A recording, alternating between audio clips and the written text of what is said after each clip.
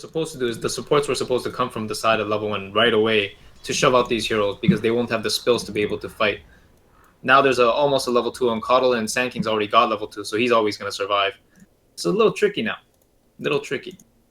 And as for this mid Oh lane, boy. Up top, Turp Yeah, Castle he missed the stun. Turp Castle might be in a little bit of trouble, but he's going to get that heal off from Chef Curry. Flea doesn't have enough for that Burrow Strike just yet, and will get it out onto Chef Curry. Will end with the first blood.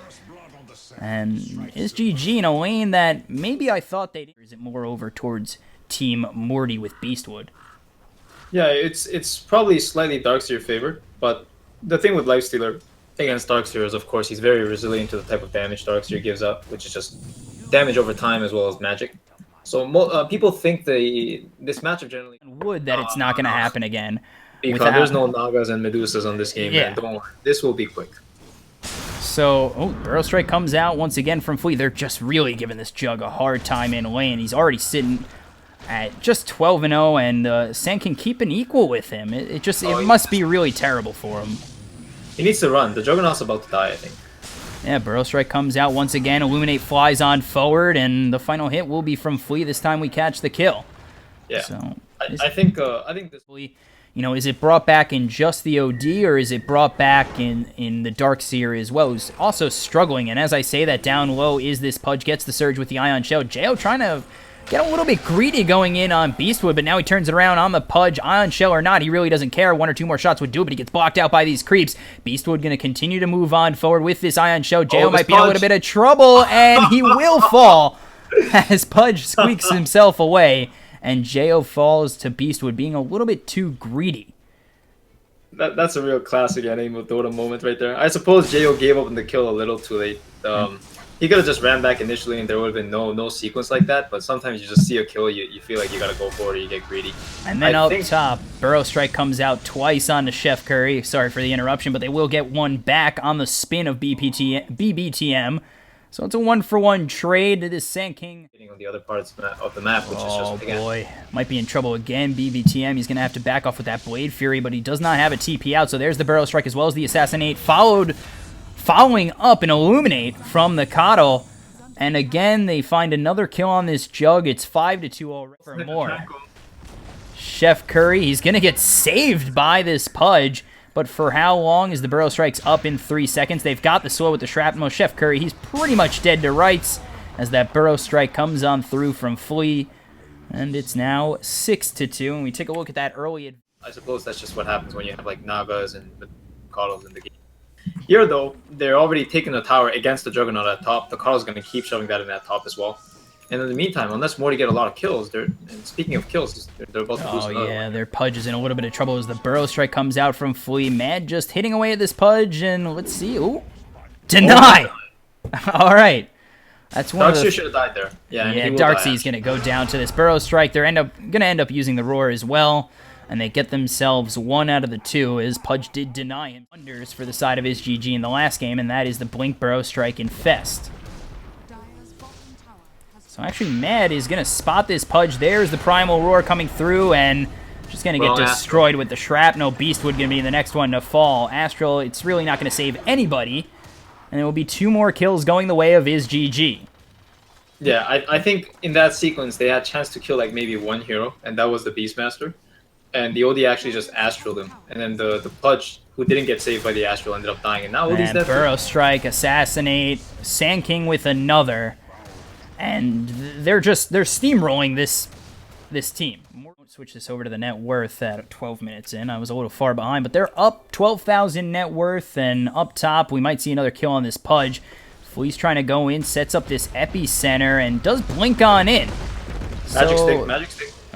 It's out on 3, and he's gonna actually Burrow Strike away from everybody, and nobody will go down. Meanwhile, Mad on the off screen.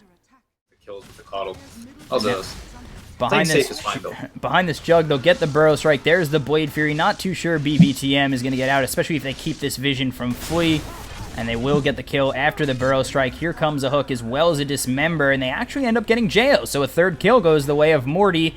Something that... do take a team fight. They better hope they can burst down a target or 2. And I do have my doubts on that right now.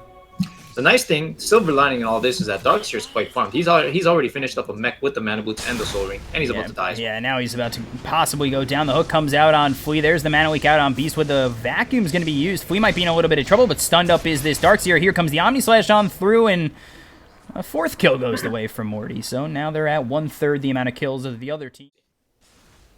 So take a look up top, still dropping these Tranquil Boots, living life on the edge. There's the hook coming in out on Flea. There's the Dismember, but Jeyo, he's right here to clean up the Pudge, and no deny this time around. Not going to get lucky twice. Coming in for the Lifestealer before you infest bombs, and like what you were talking about earlier with the Mad Bomb, this time we got the F-Lee Bomb. The F-Bomb coming in. Ooh, Epicenter going to get charged up. There's the Blink Forward with the Burrow Strike and the Infest. And winner, winner, chicken dinner. They'll find another one, this time on the OD. Go in, look for a tier 3, and continue, hopefully. I'm not sure if you saw, but the Pudge decided, there were like 3 targets clumped up hitting the high ground tower, and the Pudge decided to hook the Boar. It might have been a Boar micro blocking, and there goes the Darkseer. Darkseer goes in, no wall to back that up though, and the Chaotic Offering is just not on the mark after a pretty solid vacuum coming out from the Darkseer. They're gonna lose BBTM on this Jug, and now PMW, he's already used that Astral Imprisonment, might be in a little bit of trouble, does get hooked back by the Pudge, and with no mana for an Assassinate, he is going to survive, but they've already lost this tier 3. There's the Infest with the Burrow Strike coming out on Chef Curry. They're going to lose another, and Beastwood's going to have to try and back up these Necro Creeps, doing a whole bunch of damage, and Francis Lee will do it again and get another kill. Here comes the hook on Jeyo. He's going to use that Rage, and Burrow Strike comes through from Francis Lee again. They'll find another kill this time on the Pudge, and Astral Imprisonment will only extend the inevitable of PMW falling once again. It might be too early to call it, but I think it might be over.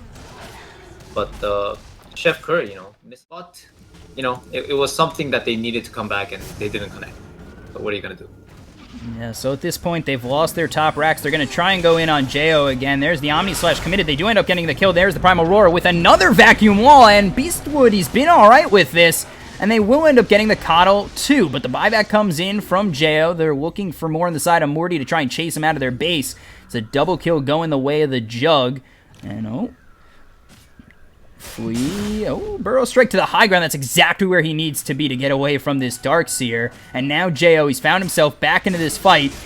As the Bleed Fury comes out from this Juggernaut, he's going to get very low. Necro Creeps just hitting away. Epicenter is charged up, and all right. Wow. It works out, but a little bit short. Flea was playing with them. He was playing with the Juggernaut, I tell you. Baiting him in. Jebaited. It was almost an end of racks. And Morty, they'll buy their time with a little bit of a glyph here, but how much longer do they really have?